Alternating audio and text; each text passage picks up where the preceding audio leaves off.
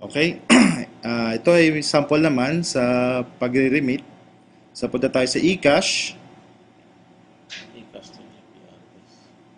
So, magre-remit po tayo from eCash to GPRS. So, punta po tayo sa remittance, eCash to GPRS.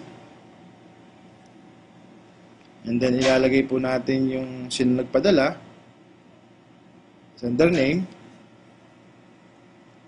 and then sino po yung magre-receive, beneficiary name, at kung magkano po ipapadala. So, kung titingnan nyo po, yung amount ng pera natin is 10,000 sa eCash at meron pong service charge na 60 pesos, any amount. So, ipaprocess na po natin yan. 3,400 po ipapadala natin. And then, click lang po yung OK. And then, i-review po natin. So, yan po. Okay naman. 3,400. May charge na 60. So, confirm.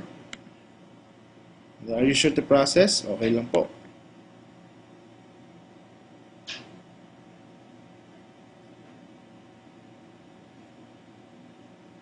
Okay. Successful po. So, screenshots ko lang po yan. Kaya nabawasan po yung pera natin na 7,316.